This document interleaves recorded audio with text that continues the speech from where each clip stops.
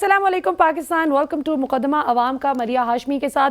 नाजरीन, आम तौर पर हम अपने प्रोग्राम का आगाज़, इख्तिताम और उसका दरमियान सिर्फ पाकिस्तान के इश्यूज़ पर फोकस करके करते हैं, लेकिन आज हम प्रोग्राम का आगाज़ थोड़े से एक ऐसे अनयूजुअल टॉपिक से करेंगे जिसका डायरेक्टली ऑब्वियसली पूरी दुनिया समेत पाकिस्तान के उस सब पर असर अंदाज ये होंगी डेवलपमेंट्स, क्योंकि आज एक बहुत बड़ी डेवलपमेंट सामने आई है।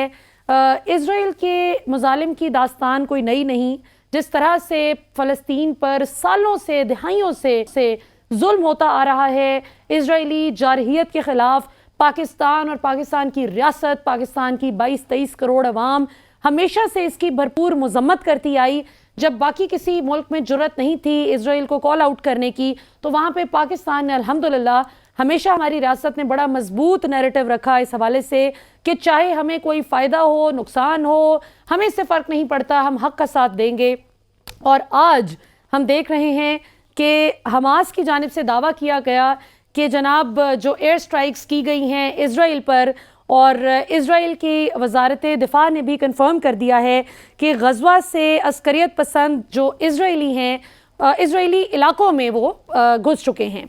और इज़राइल में बकौल इज़राइली वज़ारत दिफ़ा के इस वक्त हमास की जानिब से एक जारहियत का मुज़ाहिरा किया जा रहा है, जिसे उन्होंने एक संगीन गलती का नाम दिया है। अब इनके इज़राइली कोर कमांडर के भी पकड़े जाने का इंकशाफ है। सो बड़ा एक उधम मचा हुआ है इस वक्त पाकिस्तानी मीडिया भी इसको रिपोर्ट कर रहा है, और आलमी मीडिया तो ख़ास तौर पर इसकी लम्हा बलम्हा कवरेज कर रहा है।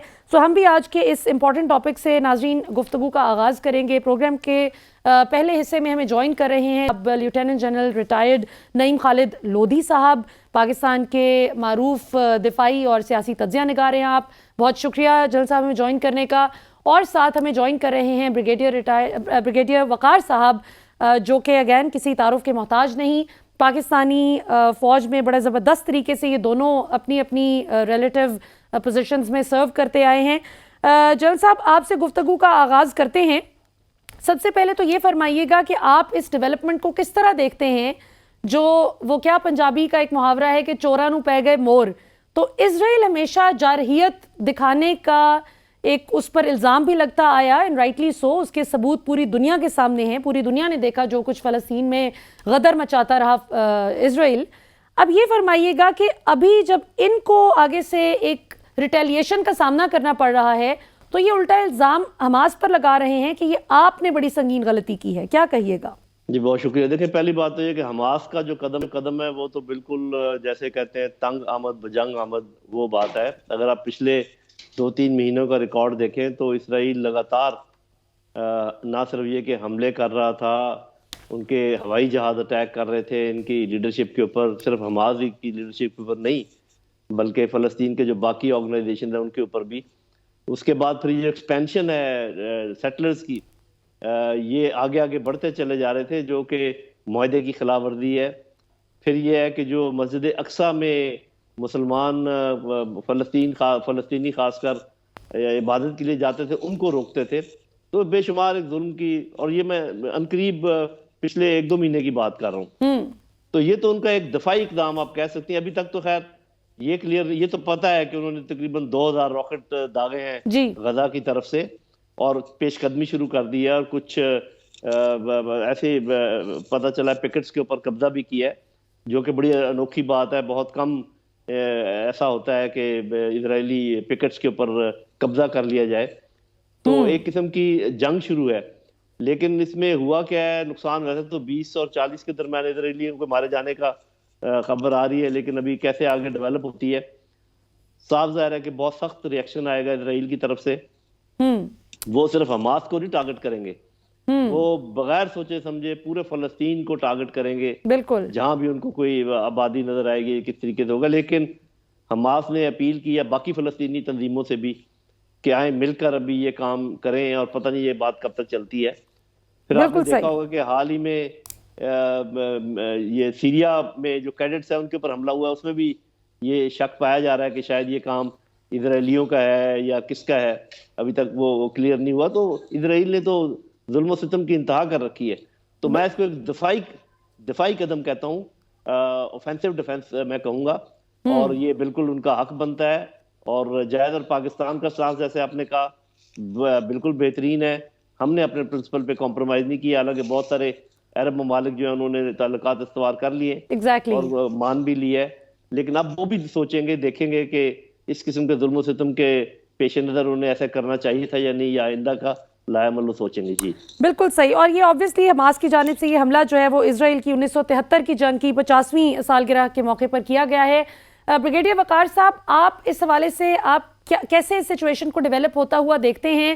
جیسے جلیل صاحب نے بھی بہت رائٹلی پوائنٹ آؤٹ کیا، میں اگلا سوال ایگزیکٹلی یہی آپ دونوں سے آگے جا کے کروں گی بھی، کہ عرب ممالک کی جو پالیسی ہے وہ بڑی اپیزمنٹ والی اپروچ ہمیں نظر آتی ہے اسرائیل کی جانب، جبکہ پاکستان کا بڑا ایک ان ویورنگ سٹانس رہا، جو قائد اعظم محمد علی جناح کا بھی ویژن تھا آف کورس، کہ جب تک فلسطینیوں کو ان کا رائٹ نہیں ملتا تب تک ہم بھی اس کو ایز اے اسٹیٹ ایکسیپٹ نہیں کریں گے. لیکن سعودیہ جو ہے وہ بہت قریب تھا ان کو ریکگنائز کرنے کے.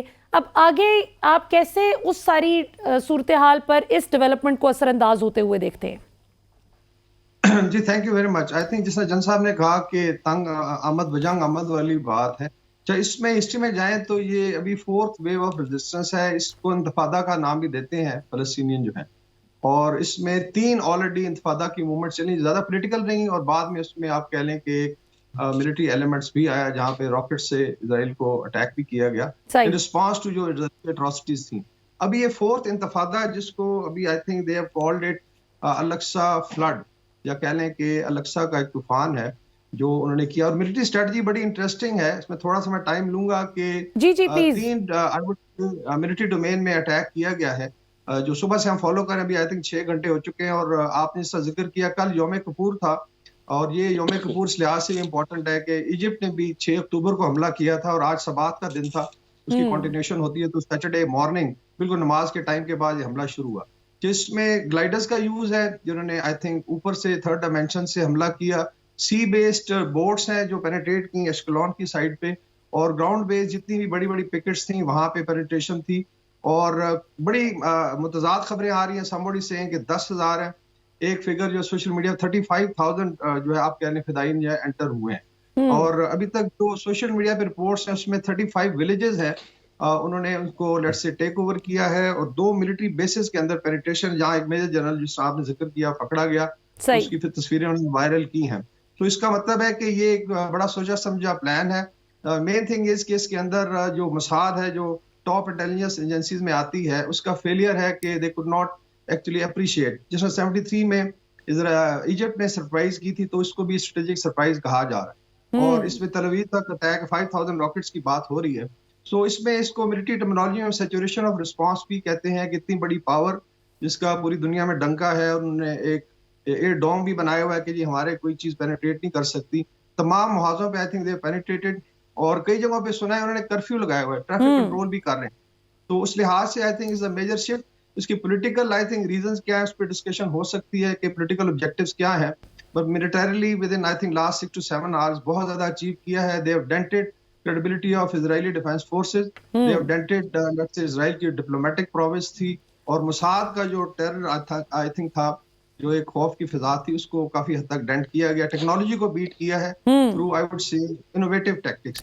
تو آئی وڈ سے کہ یہ بڑا میجر شفٹ ہے ان وار فیئر. اور ہائبرڈ وار کی بات ہوتی ہے، اس میں ایک ایلیمنٹ ملٹری اور نان اسٹیٹ ایکٹرز کا بھی ہے. تو اس آرگنائز طریقے سے اگر ایک اتنی بڑی اسٹیٹ کو ایک ملیشیا آگے لگا لیتی ہے اور پھر ڈینٹ کرتی ہے، تو آئی تھنک اس سے اندر بہت زیادہ لیسنز ہیں from military point of view.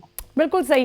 اچھا جنرل صاحب، میں آپ کی طرف آنا چاہوں گی وہی سوال لے کر، پھر بریگیڈیئر صاحب سے بھی ان کی رائے لیتے ہیں اس حوالے سے. یہ جو سعودیہ کی بڑا ایک رجحان ہمیں نظر آ رہا تھا اسرائیل کی جانب، اور جس طرح سے ہم دیکھ رہے تھے کہ عرب کنٹریز کا ایک خاص، جس طرح میں نے پہلے بھی کہا کہ ایک اپیزمنٹ تھی ان کی ٹون میں اسرائیل کی جانب، کیونکہ آبویسلی یو ایس کی ایک کلیئر کٹ حمایت اور افیکشن جو ہے وہ اسرائیل کے ساتھ ہے. تو یہ فرمائیے گا کہ اب اس ڈیولپمنٹ پر، جیسے بریگیڈیئر صاحب نے بھی کہا کہ یہ تو ٹھیک ٹھاک موساد کو ایک طرح سے چیلنج کر دیا گیا ہے، اسرائیل کا انٹیلیجنس فیلئر اس کو کہا جائے وہ بھی غلط نہ ہوگا. انٹرنیشنل میڈیا آؤٹلیٹس بڑا لتاڑ رہے ہیں اسرائیلی انٹیلیجنس ایجنسیز کو بھی. تو اس کی آپ کیا اب آگے دیکھتے ہیں کہ آپ کو لگتا ہے کہ اسی پیس پہ چیزیں چلیں گی جو اس کو ریکگنائز کرنے کی طرف بڑھ رہے تھے عرب ممالک، یا پھر اس میں تھوڑی سی اب کمی آ جائے گی کہ بھئی ایک طرف وہ آپ کے مسلمان بہن بھائیوں کو مارنے کی کوشش کر رہے ہیں اور وہ اپنا دفاع کر رہے ہیں، جبکہ دوسری طرف آپ ان کو ریکگنائز کرنے کی بات کرتے ہیں؟ جی دیکھیں، وہ بڑا اچھے طریقے سے کور کیا انہوں نے جو ملٹری ایسپیکٹس ہیں. پولیٹیکلی اگر دیکھا جائے عین ممکن ہے کہ یہ جو سعودی عربیہ اور اسرائیل کے درمیان ایک رپروشما کا امکان نظر آ رہا تھا، اس کو شاید کسی نے پریمپٹ کیا ہے، اور اس میں عین ممکن ہے کہ جو ایرانین ایلیمنٹ ہو یا کوئی اور، ابھی ہم کچھ کہہ نہیں سکتے کیونکہ ہمیں پوری خبر تو ہے نہیں صحیح، لیکن لگتا ہے کہ اس کے ٹائمنگ سے ایسے لگتا ہے کہ اس سے پہلے کہ وہ ہوتا اس کو یہ وقوع پذیر ہوا ہے.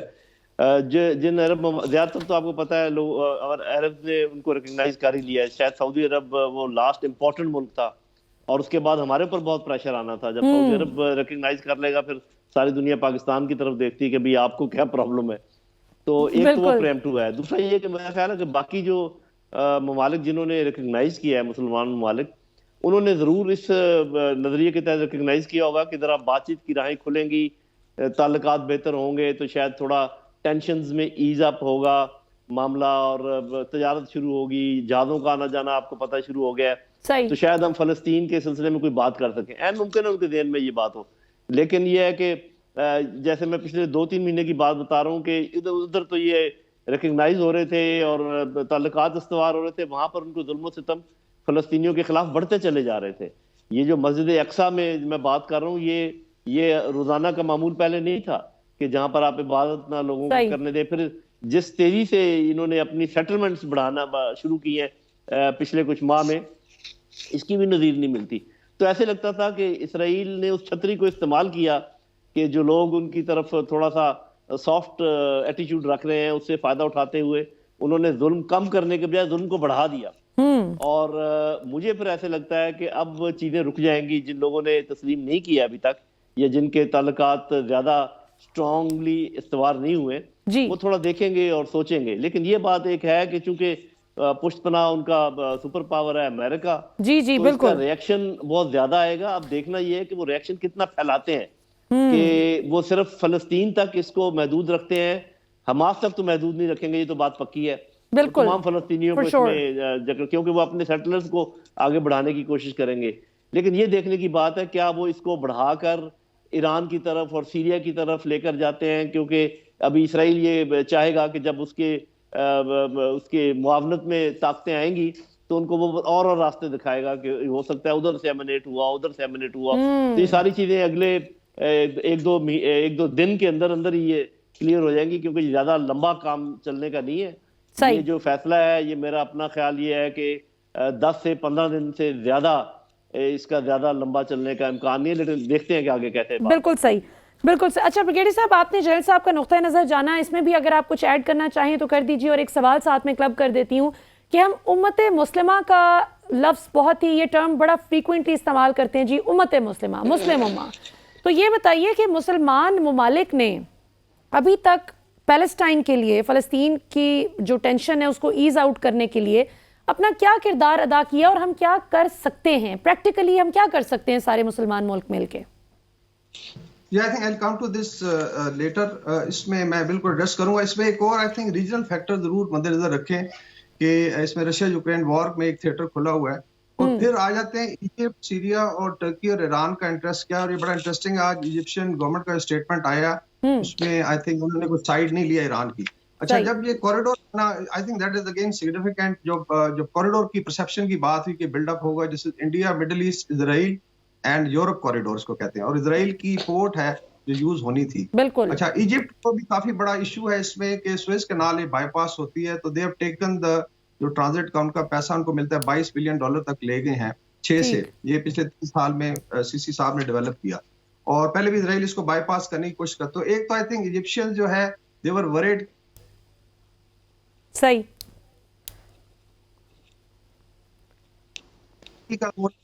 کا لیٹس سے جو پرسیپشن ہے کہ they want to develop a corridor from Iraq, Turkey اور یورپ کی طرف. یہ دونوں کوریڈور تھریٹن ہو رہے تھے because of this middle corridor, اور انڈیا میں بڑا اس پہ آئی تھنک خوشی منائی جا رہی تھی کہ ہم نے یہ اچیو کر لیا ہے.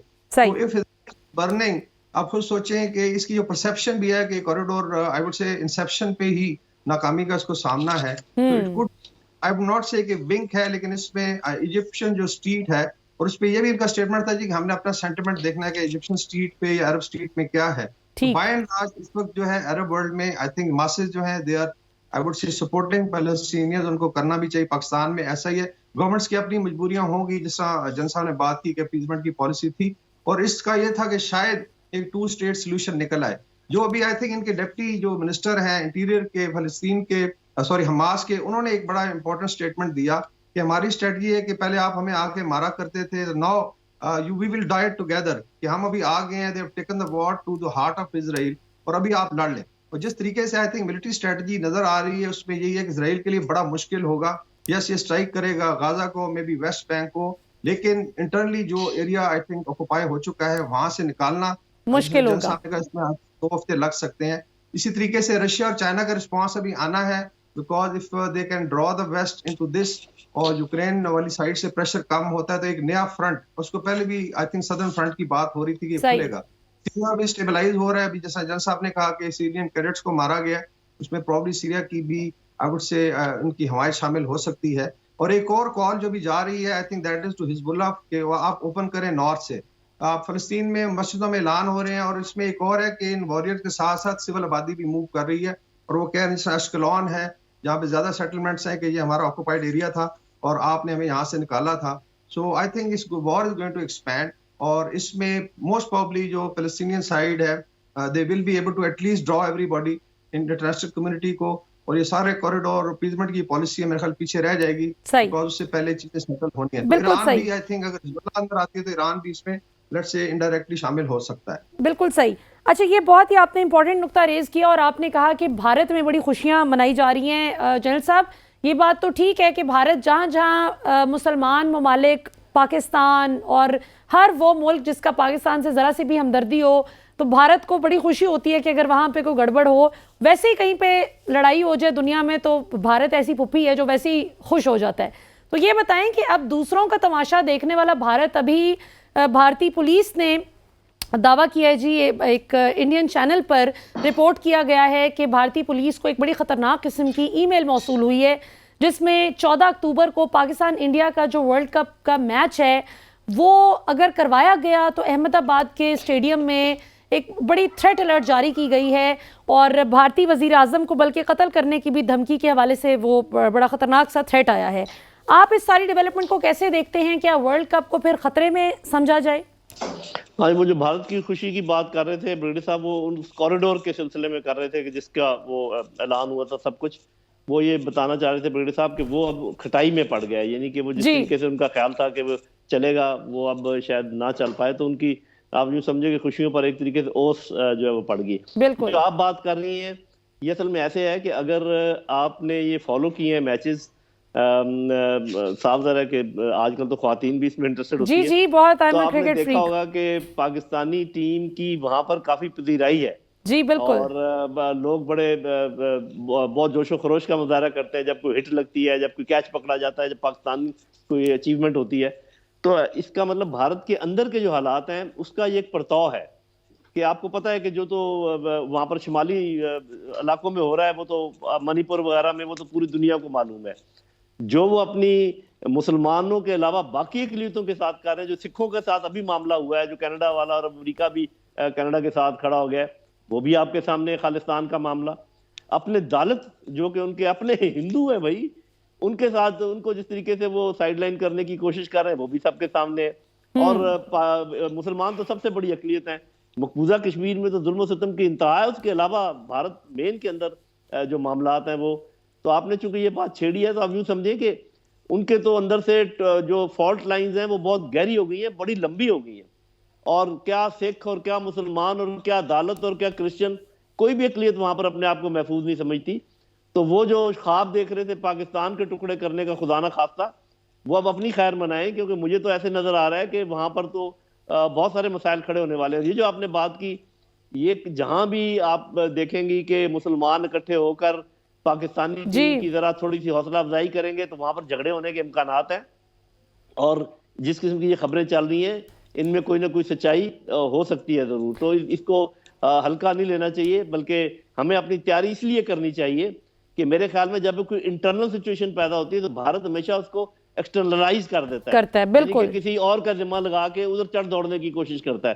تو مجھے یقین ہے کہ ہماری لیڈرشپ اس چیز سے آگاہ ہے. یہ دنوں میں ویسے بھی ہم اندرونی طور پہ تھوڑا سا کھچاؤ کا شکار ہیں, تو ہو سکتا ہے وہ اس سے فائدہ اٹھانے کی کوشش کریں. ان کے آپ کو پتہ انتخابات بھی آ رہے ہیں. جی جی, یہ وہ دن ہے کہ ہمیں بہت الرٹ رہنے کی ضرورت ہے. بالکل آپ جن خدشات کا اظہار کر رہی ہیں وہ درست ہیں. اچھا بریگیڈیئر صاحب, آپ نے جنرل صاحب کی رائے بھی سنی. اب اس میں یہ ایک بڑا اہم نقطہ ہے, الیکشن کا بڑا اہم نقطہ جنرل صاحب نے ریز کیا. یہ بڑی عجیب بات ہے کہ پاکستان میں آپس میں P T I, Noon League, Peoples Party یا دیگر جماعتیں وہ آپس میں لڑیں, وہ ایک دوسرے کے ساتھ خوش ہو کر بیٹھیں, ناراض ہوں. ان کی الیکٹرل کیمپینز جو ہیں وہ آپس میں ایک دوسرے کے ساتھ ہوتی ہیں, ایک دوسرے کے ساتھ ٹکر کا مقابلہ ہوتا ہے. جبکہ بھارت میں اینٹی پاکستان نیریٹو کو بیچ کر ہمیشہ, خاص طور پہ بی جے پی, کانگریس تو اتنی نہیں, بی جے پی کا تو کام ہی یہ ہے کہ اینٹی پاکستان چورن بیچا جائے اور نفرت کے بیج بوئے جائیں. اب اس میں آپ کو کیا لگتا ہے, ہمارے کھلاڑیوں کی جان کو کوئی خطرہ ہے؟ اگر ان تھریٹس میں کوئی سی صداقت ہے تو اس حوالے سے کامنٹ کر دیں. اور آخر میں کوئکلی پھر افغانستان کے جو شہری ہیں, افغان شہریوں کے حوالے سے آپ دونوں سے پوچھوں گی. اس پہ آپ کوئک کامنٹ اپنا پلیز. یہاں کوئکلی آئی سے کہ جو انڈیا کی وجہ سے اینٹی مسلم پالیسی ہے, بڑی زائنسٹ پالیسی سے آئی سے انسپائر ہوتی ہے. آکوپائڈ کشمیر اسپیشلی, ان کے بھی بلڈوزر پھرتے ہیں. ان کے 3 کارنر اگر آپ دیکھیں نا, نارتھ ایسٹ, نارتھ ویسٹ, اس کو خالصتان کو شامل کر لیں, اور ساؤتھ, اس میں آئی وڈ سے کہ بڑی انگزائٹی اور کئی جگہوں پہ آگ لگی ہوئی. لائک منی پور میں کرسچنز اور ہندو کمیونٹی جو ہیں وہ مورچہ بند ہے, بیچ میں بارڈر بنے ہوئے. تو ابھی انڈیا کو اس حماس والی موو سے خطرہ ہے, وہ یہ ہے کہ اگر یہ کمیونٹیز اس طریقے سے آرگنائز ہونا شروع ہو جائیں تو انڈیا کی یونٹی کو خطرہ ہوتا ہے. I think that is one thing جہاں پہ بہت زیادہ انگزائٹی ہے. That's why they are supporting Israel. Cricket کا جو میرا ویو ہے اس میں, آئی تھنک موڈی نے بھی شاید آنا ہے اس میچ میں, اور شاید افتتاح بھی کریں گے لیٹس سے اس کا ایک فارمل. تو اس میں یا تو یہ بڑے بے وقوف ہے اگر یہ اس طریقے سے لیٹس سے خبریں. اچھا جنرل صاحب, آپ سے آخری کویسچن جی. افغان باشندوں کے حوالے سے یونائٹڈ نیشنز اب بہت کنسرنڈ ہے کہ دنیا بھر میں وہ جہاں جہاں بھی ہیں ان کی حفاظت کو انشور کیا جائے. UNHCR نے بھی اس حوالے سے پاکستان میں بھی جو مقیم ہے افغان باشندے, ان کی حفاظت پہ زور دیا ہے. اور ابھی آبویسلی پاکستان کا جو ریسنٹ سٹینڈ سامنے آیا ہے کہ جتنے بھی اللیگل طریقے سے رہ رہے ہیں پاکستان میں افغان باشندے, ان کی واپسی کا جب پروانہ سننے کو ملا تو UN اس حوالے سے کنسرنڈ ہے. آپ کیا اس حوالے سے کہیں گے؟ پچھلے سال ہماری کچھ اور پالیسی تھی, ابھی ذرا ڈیفرنٹ پالیسی ہوگی ہے. جی, پہلے تو UN کے بارے میں یہ میں بتا دوں کہ وہ بڑی سلیکٹیولی کنسرنڈ ہوتی ہے. جب ان کا دل کرتا ہے تو کنسرن ہو جاتے ہیں, اور آپ کو پتا ہے کہ وہ اس کی وجوہات کیا ہیں. دیکھیں بات یہ ہے کہ پاکستان نے ایک قانونی فیصلہ کیا ہے, ایک اصولی فیصلہ کیا ہے, ایک اخلاقی فیصلہ کیا ہے. اس میں تو کوئی دوسری رائے نہیں ہے. لیکن میرا خیال ہے میڈیا اس کو صحیح طریقے سے ہائی لائٹ کر نہیں پایا. 30-35 لاکھ جو افغان پناہ گزین یہاں پہ موجود ہیں, اس میں سے صرف 9 سے 11 لاکھ ایسے ہیں جو کہ غیر قانونی. اور غیر قانونی کا کیا مطلب ہے؟ جو پناہ گزین یہاں پر پناہ گزین رجسٹرڈ ہیں, یا ان کے پاس کوئی بھی ایسا ڈاکیومنٹ موجود ہے کہ ان کو یہاں ریزیڈنسی ہے, یا کچھ ان کے پاس ویزے ہیں, یا جو ہے, ان کو تو کچھ نہیں کہا جائے گا. اور ان کی اکثریت ہے میری بہن, وہ کم از کم 30 لاکھ 25 لاکھ کے لگ بھگ ہیں. تو یہ جو ہم بات کر رہے ہیں اور جس کی تھوڑی ڈیپورٹیشن شروع بھی ہو گئی ہے, یہ وہ لوگ ہیں جو چوری چھپے داخل ہوئے ہیں, بغیر کسی ڈاکیومنٹ کے داخل ہوئے ہیں, اور ان کے پاس کوئی پروانہ نہیں ہے, اور ان کو بھی یہ موقع دیا گیا. یہ جو 30 دن کا موقع ہے, اس میں وہ اپلائی بھی کر سکتے ہیں. سامنے آ کر کہہ سکتے ہیں جی ہم آگے ہم اپلائی کرتے ہیں ویزے کے لیے, اس کے بعد جو ہے سارے معاملات شروع ہوں گے. لیکن یہ میڈیا اس طریقے سے نہیں پروٹرے کر سکا جیسے میں کہہ رہا ہوں. لیکن میں پھر بھی یہ کہوں گا کہ چونکہ 40 سال تک ہم نے ایک اچھا کام کیا ہے, مہمانداری کی ہے, تو ایسا نہ ہو خدا نہ خواستہ کہ اس مہمانداری کے بعد ابھی بہت زیادہ کرختگی اس بات پہ پیدا ہو جائے. پہلے ہماری بڑی ٹینشنز ہیں. تو میرے یہ سجیشن ہے کہ افغان حکومت, پاکستان حکومت اور UN high commissioner for refugees یہ مل کر ایک لائحہ عمل بنا لیں. پاکستان اپنی بات پہ قائم رہے کہ ہم غیر قانونی لوگوں کو یہاں سے نکالیں گے, اور اس کے طریقہ کار پہ تینوں متفق ہو جائیں, ان کی کیٹیگریز بنا لیں, اور اس طریقے سے آگے چلیں, اور یہ اچھے بھائیوں کی طرح افہام و تفہیم سے حل ہو جائے تو شاید یہ بہتر ہے. اس کو تھوڑا سا اپنے اورینٹیشن ہماری جو ہے اس کو ٹھیک کرنے کی ضرورت ہے. ادروائز فیصلہ بالکل درست ہے اور ہمیں اس پر قائم رہنا چاہیے. بالکل صحیح. اور لاسٹ کامنٹ بریگیڈیئر صاحب آن دا سیم میٹر. جی, آئی تھنک اس میں جنرل صاحب نے کہا اس کے اندر 4 ویوز رہی ہیں امیگریشن کی پاکستان میں. افغانستان سپر پاورز کا پاور پلے رہا. اچھا, لاسٹ جو تھا آفٹر امریکن وڈرال, اس میں آئی تھنک 6 لاکھ لوگ آئے تھے, اور یہ ایلیٹ تھی افغانستان کی, جو بزنس مین تھے, بیوروکریسی تھی. उनको वादे किए। I think message is also for international community कि इनको लेट से 2,71,000 यूरोपियन यूनियन ने अब्जॉर्ब करना था, 2.5 लाख अमेरिका ने, और फिर कुछ आई थिंक जाना था मिडिल ईस्ट। ये वादा था। वो लोग इधर आए, यहाँ पे था जी 3 महीने वीजा प्रोसेस होकर, वो लोग भी इधर है, फिर इलीगल बाकी मिला लें तकरीबन जिसमें वो कह रहे हैं 14 से 17 लाख है। Now international community can not deny it कि जी आप इतना लंबा प्रोसेस कर दिया। टोटल 271 बंदा सेटल किया यूरोपियन यूनियन में out of 2,71,000। So I think Afghan government को भी रियलाइज करना चाहिए we can work out a mechanism. और एक message I think Afghan government को है कि आप अच्छी फिजा कायम करें, should not be environment of fear, ताकि लोग खुशी से वापस जाएं। बिल्कुल आपके ठीक, शहरी है, आपकी I think mechanism can be worked out. बिल्कुल ठीक। बहुत बहुत शुक्रिया जनरल नईम खालिद लोधी साहब और ब्रिगेडियर वक़ार, आप दोनों मोअज़्ज़ज़ मेहमानों ने हमें ज्वाइन किया। नाज़रीन, आपने दोनों हमारे जो ख़ास तौर पे सिक्योरिटी मामलात के एक्सपर्ट्स हैं उनकी राय आपने जानी। अभी यहाँ पर वक्त हो एक छोटी सी ब्रेक का, कहीं मत जाइएगा, stay tuned, C you after a very short break.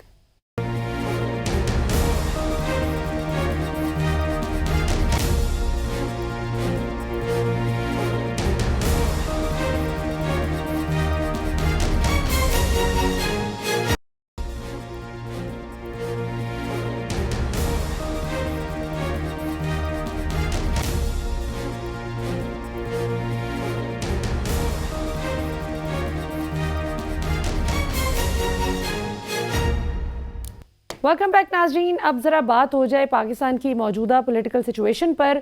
पिछले हिस्से में हम बात कर रहे थे प्रोग्राम का, जब हमने आगाज़ किया तो हमने बड़ी तफसील से डिस्कस किया कि इंटरनेशनल लेवल पर क्या हो रहा है और जो इंटरनेशनल लेवल पर डेवलपमेंट्स हैं उनका पाकिस्तान पर असरअंदाज होने का कितना इम्कान है। अब बात करेंगे उन डेवलपमेंट्स की जो कि पाकिस्तान के अंदर ही रूनुमा हो रही हैं, जिससे पाकिस्तान का मौजूदा सियासी मंजरनामा आज वो क्या सीसॉ की तरह बिल्कुल चल रहा है। आज ऊपर है तो कल नीचे है, आज एक पॉलिटिकल पार्टी जो है वो उरूज पर है तो कल उसका जवाल है, जो कल जवाल पजीर थी आज उसके उरूज की बातें चल रही हैं इक़्तिदार की हद तक। पब्लिक पॉपुलैरिटी, पब्लिक के माबैन पॉपुलैरिटी हो या ना हो, लेकिन असल बात तो इक़्तिदार की होती है, क्योंकि जब कोई इक़्तिदार के मसनद पर बैठता है तो ही वो अवाम को सर्व कर सकता है। अब वो करता है या नहीं करता, ये बहरहाल एक अलग डिबेट है। तो अभी हमें ज्वाइन कर रहे हैं जी प्रोग्राम के इस हिस्से में पाकिस्तान तहरीक इंसाफ के सीनियर मेंबर जनाब लालचंद मली साहब। लालचंद मली साहब, हमें ज्वाइन करने के लिए बहुत बहुत शुक्रिया। सबसे पहले तो ये बताइए कि आपका सिंध तो तकरीबन सारे का सारा ही उड़ गया। अली जैदी जो कि हेड कर रहे थे और पीटीआई सिंध की वो पहचान थे, वो भी चले गए, और बहुत से लोग जो तस्वुर भी नहीं किया जा सकता था कि वो इमरान खान साहब का साथ छोड़कर जाएंगे, वो सब के सब एक एक करके उनका साथ छोड़ते चले गए। सबसे पहले तो ये बताइए कि इस 1.5 साल में कहाँ बड़े बड़े जलसे, आज भी I am sure Imran Khan jail के अंदर से अगर ऐलान कर दें जलसे का तो अवाम तो निकल आएगी, लेकिन ये बड़ी अजीब सी एक मूवमेंट है कि अवाम की अक्सरियत इमरान खान के साथ खड़ी है, लेकिन आपकी अपनी ही लीडरशिप बिल्कुल एक बबल की तरह वो साबित हुई, जो बबल बर्स्ट कर गया है। तो क्या इसे इमरान खान साहब का लोगों के चुनाव के हवाले से नाकिस फैसला साजी कहा जाए, इसे क्या कहा जाए? मलिया, देखें, इस आपकी बात के दो रुख है। एक तो हमारे वो दोस्त हमें छोड़ के चले गए, या पाकिस्तान तहरीक इंसाफ और इमरान खान साहब को छोड़ के चले गए, जो बुनियादी तरह वो नजरिए से उस तरह इत्तफाक नहीं करते थे, और दूसरे वो दोस्त जो नजरियाती थे, लेकिन उनको जिस तरह से तशद्दुद, जिस तरह से एक रियासती जबर का निशाना बनाया गया, वो किसी से ढकी छुपी बातें नहीं हैं। जिस तरह से लोगों को उठा के घरों से गायब किया गया, जिस तरह उनके घर वालों को, औरतों को, ख्वातीन को धमकियां दी गई, तो उसमें लोगों ने मजबूरी में, किसी ने सियासत छोड़ी तो किसी ने किनारा कशी जरूर की है, लेकिन ना इमरान खान का वोट बैंक कम हुआ है और ना ही इमरान खान के लिए कोई नई क़यादत और नौजवान क़यादत लाना कोई मसला है। आप कराची से लेके कश्मीर तक चले जाएं, आप ठट्टा से लेके थरपारकर तक चले जाएं, आपको हर जगह पाकिस्तान और खासतौर पर सिंध में इस दफा आपको इमरान खान और पाकिस्तान तहरीक इंसाफ के लिए बेपनाह मकबूलियत और बेपनाह मोहब्बत नजर आएगी। और इंशाल्लाह आप देखेंगी, जैसे ही इस वक्त पाकिस्तान तहरीक इंसाफ को सिंध में हलीम आदिल शेख साहब लीड कर रहे हैं, जो खुद भी इस वक्त जेल में है, लेकिन उसके बावजूद वो जेल में पेशों पे आते हैं तो वो पूरी तंजीम से राब्ते में हैं, اور इंशाल्लाह आप देखेंगे पूरी सिंध में पाकिस्तान तहरीक इंसाफ अपने उम्मीदवार भी खड़े करेगी। और जिस तरह पीपल्स पार्टी ने तबाही मचाई है गुज़श्ता 15 सालों में, जिस तरह सिंध के लोगों को विक्टिमाइज किया है, जिस तरह लोगों के बुनियादी हकूक, वो तालीम का हो, वो सेहत का हो, वो लॉ एंड ऑर्डर का हो, वो बुनियादी मसाइल हो, जिस तरह विक्टिमाइज किया है, जिस तरह करप्शन ने यहाँ पे जड़ें पकड़ी हुई हैं, उससे सिंध के अवाम खास तौर पर बहुत ही ज्यादा उकताए हुए हैं पीपल्स पार्टी से। वो चेंज चाहते हैं, वो तब्दीली चाहते हैं। बाकी जमातों को भी, चाहे वो नून लीग हो या और हो, MQM हो, उनको वो भी आजमाए हुए हैं। इस दफा यकीनी तौर पे सिंध के लोग जो है वो पाकिस्तान तहरीक इंसाफ को चाहते हैं, और आप देखेंगे पाकिस्तान तहरीक इंसाफ इस दफा सिंध में एक अपना बहुत बड़ा मैंडेट लेके आएगी इंशाल्लाह। अच्छा, ये बताइए, उस्मान डार साहब जो कि नौजवान क्या है, कामयाब नौजवान जो प्रोग्राम था, फिर कामयाब पाकिस्तान प्रोग्राम, शौकत तरीन साहब उसी पैटर्न पर लेकर आए, उस्मान डार साहब के प्रोजेक्ट से इंस्पायर होकर। वो तो इमरान खान के बड़े वो डाई हार्ड सपोर्टर भी थे, वर्कर भी थे, और नौजवान क़यादत को बड़ा फ्रंट से लीड भी करते थे। उनकी जानिब से इतने संगीन इल्ज़ामात इमरान खान साहब और उनके साथ जो दीगर लोग, मुराद सईद हैं, अली अमीन गंडापुर हैं, इन सब पर आयद किए गए। अब उस प्रोग्राम के हवाले से ऑब्वियसली बहुत सी डिस्कशंस हुई, कुछ लोगों ने तनकीद की, इंटरव्यूअर पे तनकीद की, कुछ ने उस्मान डार पे की। लेकिन आपसे बहैसियत PTI तर्जुमान मैं ये सवाल पूछना चाहूँगी कि आप इन इल्ज़ामात की तस्दीक कर सकते हैं जो उन्होंने इमरान खान साहब के हवाले से सीनियर क़यादत पर आयद किए? देखिए मलिया, ये बुनियादी तरह उस्मान डार के ना ये इल्ज़ामात हैं, ना उन्होंने ये लगाए हैं, लेकिन ये उनसे लगवाए गए हैं। और 9 मई से लेकर आज तक जो एक बयानिया इमरान खान और पाकिस्तान तहरीक इंसाफ के खिलाफ बनाने की कोशिश की जा रही है, ये उसका तसलसल है। आप एक तरफ देखें जिस पे आर्मी चीफ को हाईजेक करने का इल्जाम हो, जिसमें आर्मी चीफ का तैयारा हाईजेक करने का इल्जाम हो, वो नवाज शरीफ थे। उनके लिए यहाँ पे बड़े कबाल की तैयारियां हो रही हैं, इसके बावजूद कि वो एक मफरूर मुजरिम है और इश्तियारी हैं। तो दूसरी तरफ इमरान खान, जिन पे कोई भी अभी तक केस साबित नहीं हुआ, जिन पे ना करप्शन साबित हुई है, ना कोई और केस साबित हुआ है, उनको मुसलसल जो है आजादी का हक उनसे छीना गया है, उनको फेयर ट्रायल नहीं दिया जा रहा। तो ये आप उस्मान डार की बात कर रहे हैं, उसके बाद आप जर्नलिस्ट जो भी है इस्लामाबाद के, उनको सबको मालूम है कि सदाकत अब्बासी को भी इंटरव्यू जो है, इसी तरह का एक इंटरव्यू कुछ लोगों की जानिब से, कुछ हलकों की जानिब से बल्कि कराया गया। लेकिन वो अब जो मीडिया है वो भी इतनी तंग आ चुकी है इन हरकतों से कि उन्होंने वो नशर करने से इनकार किया है। तो लिहाजा ये जो हमारे जो क़यादत है उनको अगवा किया जाता है और जबरदस्ती उनसे इंटरव्यूज कराए जाते हैं। लिहाजा हमारी क़यादत ने फैसला किया है कि हमारे सब जो एक्टिव मेंबरान हैं और क़यादत है वो एक अपने बयान जारी करेंगे। और उन्होंने हल्फन, आप देखे कल से वो बयान जारी किए हैं कि इमरान खान ने कभी अपनी जिंदगी में, मैंने भी अपना बयान रिकॉर्ड कराया है कि 10 साल से मैं 2 दफा MNA बना हूं, इमरान खान के साथ रहा हूं। उन्होंने सिर्फ आइन और कानून की पासदारी और अदम तशद्दुद का जो है हमें सबक दिया है। उन्होंने ये सिखाया है कि आप एहतजाज करें, जलसे करें, जुलूस करें, और कभी एक गमला भी नहीं टूटना चाहिए। जो कानून का इतना एहतराम करे, उस पे इस किस्म के जबरदस्ती उन्हीं की क़यादत से इल्जामात लगवाना काबिल मज़म्मत भी है, और हम उसकी उसको मुस्तरद करते हैं। सही।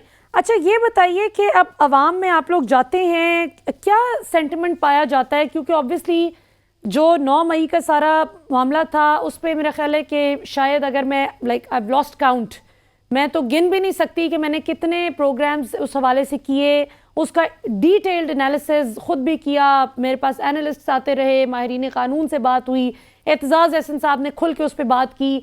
लेकिन आप बहैसियत PTI रहनुमा, बहैसियत PTI कारकुन, बहैसियत PTI स्पोक्स पर्सन, अवाम को कैसे एक्सप्लेन करेंगे कि 9 मई से लेके आज तक पाकिस्तान तहरीक इंसाफ की जो पॉलिटिक्स है उस पर क्या असर हुआ, कैसे वो असरअंदाज हुए सारे मामलात? और दूसरा ये कि आपकी नज़र में क्या PTI मजबूत हुई है उसके बाद या कमज़ोर हुई है? आप लोगों पे जिस तरह डॉन लीग्स की आप लोग बात करते थे नून लीग पर, अब वो बात करते हैं आप लोगों पर 9 मई की। वो कहते हैं ठीक है, ہم زبانی کلامی باتیں کرتے تھے، ہم الفاظ کی جنگ لڑتے تھے.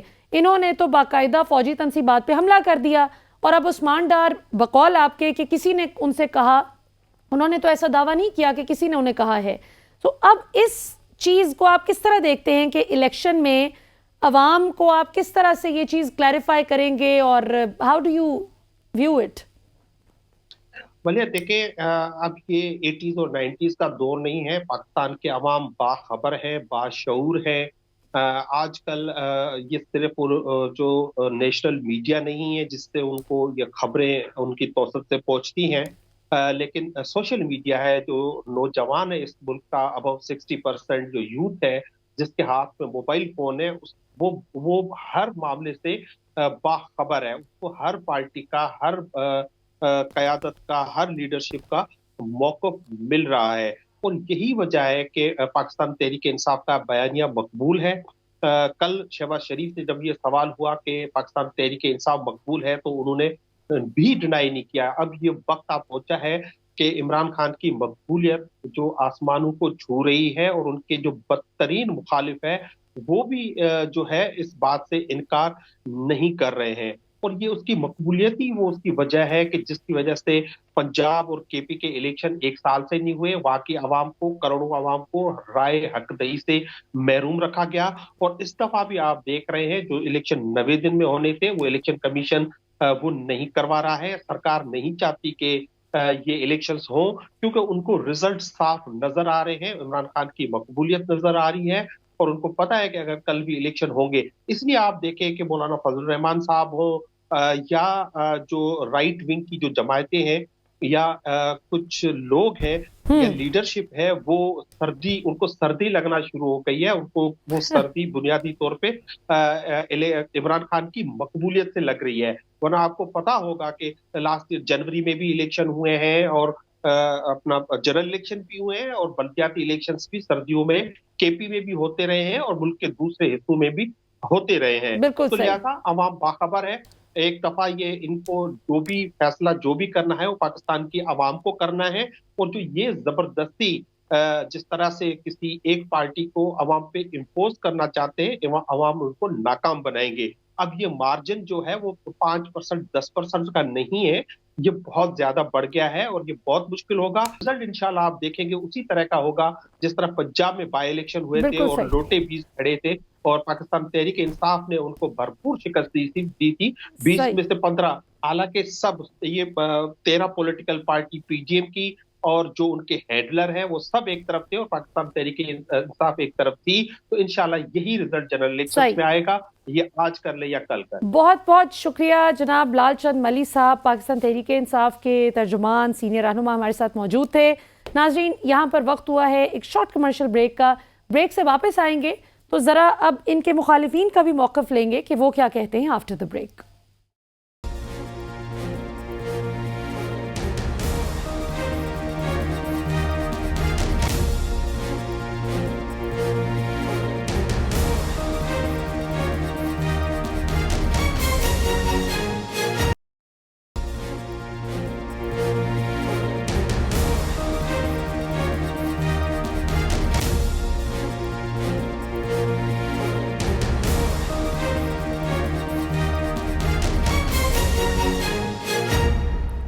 ویلکم بیک ناظرین. پاکستان کی موجودہ سیاسی صورتحال جو ہے، پاکستان کا سیاسی جہاز وہ کس کروٹ جو ہے وہ مڑنے والا ہے، کیا آگے رخ اختیار کرتی ہے پاکستانی پالیٹکس، یہ اکتوبر کے مہینے میں بڑی کچھ امپورٹنٹ ڈیولپمنٹس متوقع ہیں. بڑا ڈیسائسو ہوگا رواں ماہ. تو دیکھتے ہیں آنے والے دنوں میں کیا ہوتا ہے. ہمیں آخری سیگمنٹ میں جوائن کر رہے ہیں نون لیگ کے سینئر رہنما اور ترجمان جناب ڈاکٹر نثار چیمہ صاحب. ڈاکٹر صاحب، ہمیں جوائن کرنے کے لیے بہت بہت شکریہ.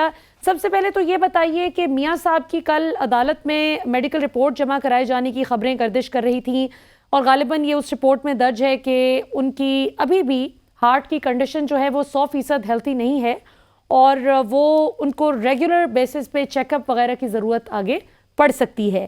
میاں صاحب کی پاکستان واپسی کی جو 21 اکتوبر کی ڈیٹ ہے اس کو فائنل سمجھا جائے، اور آگے کا کیا وے فارورڈ ہے آپ کا؟ دیکھیے، گزارش یہ ہے کہ میاں صاحب کی واپسی کی تاریخ بالکل حتمی ہے، فائنل ہے، اور اس میں کوئی ابہام نہیں ہونا چاہیے. کوئی ایمبیگوٹی نہیں ہے. میاں صاحب اور ہماری پارٹی بالکل واضح طور پر کہہ چکے ہیں کہ میاں نواز شریف 21 اکتوبر کو انشاءاللہ اپنے وطن واپس آئیں گے. اور دیکھیں پوری قوم کی یہ دعا ہے, پوری قوم کی خواہش ہے, پوری قوم جو ہے وہ منتظر ہے ان کے آنے کی. اور جس جوش و خروش کے ساتھ لوگ جو ہے ان کا خیر مقدم کرنے کے لیے تیاریاں کر رہی ہیں, وہ جو ہے ہم دیکھ رہے ہیں, ہم حلقوں میں جا کر دیکھ رہے ہیں, گاؤں گاؤں شہر شہر جا کے دیکھ رہے ہیں, لوگوں میں بے پناہ جوش و خروش ہے. اور اس کی وجہ دیکھیں, وجہ کیا ہے. ابھی ہمارے بھائی کہہ رہے تھے کہ عمران خان بڑے پاپولر ہیں. دیکھیں اس میں کوئی شک نہیں کہ کچھ لوگوں کو انہوں نے ضرور بیوقوف بنایا ہے, اس میں کوئی شک نہیں ہے. لیکن بیوقوف بنانے کا مطلب ہرگز یہ نہیں ہے کہ وہ بہت زیادہ پاپولر ہیں. اور ان کے دامن میں کیا ہے, قوم کو انہوں نے 4 سالوں میں دیا کیا ہے. بد انتظامی کے علاوہ, بد کلامی اور بد زبانی کے علاوہ انہوں نے اس قوم کو کون سے تحفے دیے. تو بات یہ ہے کہ میاں نواز شریف کے بارے میں تو پوری قوم جانتی ہے کہ انہوں نے بڑے بڑے بحرانوں سے اس قوم کو نکالا ہے. 2013 میں جب ان کی حکومت آئی تو اس وقت آپ کو یاد ہوگا کہ 18-20 گھنٹے بجلی نہیں آتی تھی, بدترین لوڈ شیڈنگ تھی بجلی کی. بالکل صحیح. لیکن کیا میاں نواز شریف نے آ کے بجلی کی لوڈ شیڈنگ ختم نہیں کی؟ بالکل صحیح کی. لیکن ڈاکٹر صاحب ابھی دیکھیے نا, یہ بات مکمل ہونے دیں سر آپ کر لیں, لیکن 2018 سے لے کے 2022 تک بھی کوئی لوڈ شیڈنگ نہیں تھی. شہباز شریف صاحب کی حکومت آتے ہی دوبارہ شروع بھی ہو گئی. نہیں, ہمیں دیکھیں بات یہ ہے کہ قوم پی ڈی ایم کی گورنمنٹ نہیں چاہ رہی, قوم میاں نواز شریف کی حکومت چاہتی ہے. 2017 والا پاکستان چاہتی ہے, وہ میاں نواز شریف کا پاکستان چاہتی ہے, وہ میاں نواز شریف چاہتی ہے. بات یہ ہے, یہ دو فرق ہے. 2017 میں شہباز شریف اور نواز شریف میں فرق ہے ڈاکٹر صاحب. نہیں, دیکھیں یہ پی ڈی ایم کی گورنمنٹ کو مسلم لیگ نون کی گورنمنٹ تو نہیں تھی نا, وہ تو ایک دیکھیں وزیر اعظم تے تواڈے ہی ہے نا سر, وزیر اعظم تے نون لیگ دے سن, وزیر خزانہ تواڈے انٹیریئر منسٹر رانا صاحب. اس کی جو لیمیٹیشن تھی آپ ان سے اچھی طرح واقف ہیں. وہ یہ دیکھیں کئی جماعتوں کا ایک مجموعہ تھا جن کی حکومت تھی, اور یہ ایک مسلم لیگ نون کی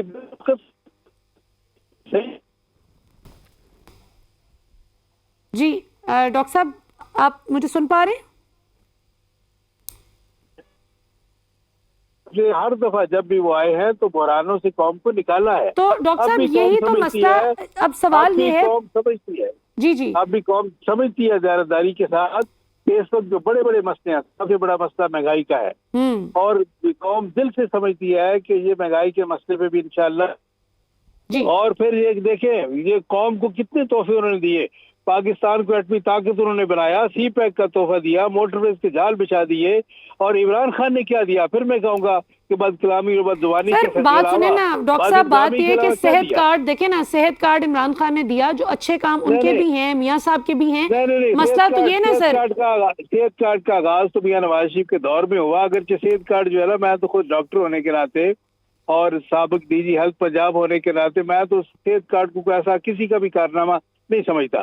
یہ کوئی ایسا تو ڈاکٹر صاحب میری بات سنیں نا, لیکن مجھے آپ کی ایک پوائنٹ نہیں سمجھ آ رہا. مجھے اس کا آغاز میاں نواز شریف کے دور میں. اچھا, آپ نے کہا کہ عوام اب پی ڈی ایم کی حکومت نہیں چاہتی, میاں صاحب کی حکومت چاہتی ہے کہ نواز شریف صاحب آئیں. پی ڈی ایم کی سر, پی ڈی ایم کی حکومت تو ڈاکٹر صاحب عوام اپریل 2022 میں بھی نہیں چاہتی تھی. تو اس وقت آپ لوگوں نے کیوں نہیں انکار کیا کہ ہم نہیں بھائی اتنے یہ جو پورا متنجن ہے سیاسی جماعتوں کا, we don't want to come along them into power. آپ کی بات میں بالکل وزن ہے کہ اس وقت ان کا گراف جو بالکل زیرو پہ تھا عمران خان کا, اور اس وقت یہ ہے کہ اگر اسی وقت الیکشن ہوتے تو ہم 2 تہائی اکثریت کے ساتھ واپس آتے. اصل بات جو تھی وہ یہ تھی, میں سمجھتا ہوں کہ اس وقت جو عمران خان کے منصوبے تھے, جو ان کے ذہن میں جو سازشیں پک رہی تھی, وہ میں سمجھتا ہوں کہ ان کو ناکام بنانے کے لیے شاید ہماری لیڈرشپ نے یہ فیصلہ کیا کہ اس وقت ٹھیک ہے بدنامی بھی ہمارے گلے میں آئے گی. یہ بدنامی کے علاوہ جو ہے یہ مہنگائی کا سارا سیلاب جو اس کو روکنا ممکن نہیں ہوگا. جس طرح آئی ایم ایف کے ساتھ انہوں نے معاہدے کیے کہ ہم ہر سال گیس بجلی کی قیمتیں بڑھائیں گے, پیٹرولیم مصنوعات کی قیمتیں بڑھائیں گے, تمام سبسڈیز ختم کریں گے, تو اس کی بنا پر ظاہر ہے یہ کچھ تو ہونا تھا, سارا کچھ ہونا تھا. تو ڈاکٹر صاحب آپ اب مطلب نون لیگ کی کیا سوچ ہے؟ یہ ویسے شہباز شریف صاحب بیچارے تو بہت ہی پھر لیفٹ آؤٹ فیل کرتے ہوں گے کہ میری اپنی جماعت, عوام تو چھوڑے, میری اپنی جماعت یہ سمجھتی ہے کہ میں بطور پرائم منسٹر کامیاب نہیں تھا, اور وہ میاں صاحب کی بات کر رہے ہیں. نہیں, اگر یہ ہے کہ اگر شہباز شریف صاحب کے ساتھ اکثریت ہوتی اور مخلوط گورنمنٹ نہیں, صرف مسلم لیگ نون کی حکومت ہوتی, تو دیکھیں میاں شہباز شریف نے بھی پنجاب میں ڈیلیور کر کے دکھایا बड़े बड़े मंसूबे उन्होंने बड़े शॉर्टेस्ट पॉसिबल टाइम में मुकम्मल किए। इसी वजह से यहाँ आपको याद है ना, पंजाब स्पीड और शहबाज स्पीड का जिक्र होता था। तो बात यह है कि शहबाज शरीफ के भी बड़े कारनामे हैं पंजाब में, बिल्कुल सही, बहुत, लेकिन उस वक्त उनको मुकम्मल आज़ादी और खुद मुख्तारी थी। जी बहुत बहुत शुक्रिया जी डॉक्टर निसार। वक्त चूंकि अनफॉर्चुनेटली हमारा प्रोग्राम का इख्तिताम को पहुंच रहा है। नाज़रीन, आपने डॉक्टर निसार चीमा साहब की गुफ्तगू सुनी। अब ये बहुत ही एक इंटरेस्टिंग नुक्ता है कि 1.5 साल इक़्तिदार में रही नून लीग भी, पीपल्स पार्टी, फजलुर रहमान साहब भी। आज फजलुर रहमान साहब कहते हैं कि मेरा तो आइडिया ही नहीं था, मेरा आइडिया बिल्कुल उलट था, मैं तो कहता ही नहीं था कि पीटीआई हुकूमत को अदम एतमाद की तहरीक लाकर हटाया जाए, ये तो आइडिया हमारे साथियों का था। जबकि पीपल्स पार्टी भी आज डिसग्रंटल्ड नज़र आती है अपने पीडीएम के साथियों से, जबकि नून लीग हमें बिल्कुल ही एक डिफरेंट पिच पर खेलती नज़र आती है। वो अब शहबाज शरीफ साहब का बतौर वज़ीर आज़म जो टाइम था, जब मरियम औरंगज़ेब साहिबा वज़ीर इत्तलात थी, जब राना सनाउल्लाह साहब वज़ीर दाखिला थे, जब इसहाक डार साहब को ख़ास तौर पर लाया गया कि जी इसहाक डार साहब डॉलर को डार फेंटी लगाएंगे, तो इतना ये ओन करते थे अपनी गवर्नमेंट को और इतनी अपनी तारीफ़ें और मीडिया पर कितना बेशबहा पैसा जो है वो खर्च किया गया अवाम को पेट्रोल और अशियाए खुर्दो नोश पर रिलीफ देने की बजाय। ये सब कुछ करने के बाद आज नून लीग कहती है कि हम तो इक़्तिदार में थे ही नहीं, हमारी तो हुकूमत ही नहीं थी, अब हमें नवाज शरीफ वाली हुकूमत चाहिए, वो पीडीएम वाली हुकूमत हमें नहीं चाहिए। तो देखते हैं कि अवाम अब किस हद तक इस बयानिए को बाय करती है, जबकि दूसरी तरफ ये पीडीएम जमातों का कंसर्न बिल्कुल वैलिड है कि पीटीआई गवर्नमेंट की जो पॉपुलैरिटी थी वो वाकई अपने लोएस्ट ग्राफ पे पहुंच चुकी थी, ग्राफ का जो लोएस्ट एब होता है उस पे पहुंच चुकी थी जब ये सारा regime change, vote of no confidence के जरिए इमरान खान को हटाया गया, and the rest is history. उसके बाद आप जानते हैं कि कैसे अवाम में जो पॉपुलैरिटी है वो इमरान खान की बढ़ती चली गई और इनकी पॉपुलैरिटी कम होती चली गई। ये कहते हैं कि हमने रियासत को बचाने के लिए अपनी सियासत को दाव पर लगा दिया, लेकिन असल बात तो ये है कि क्या पाकिस्तानी अवाम भी ये समझती है?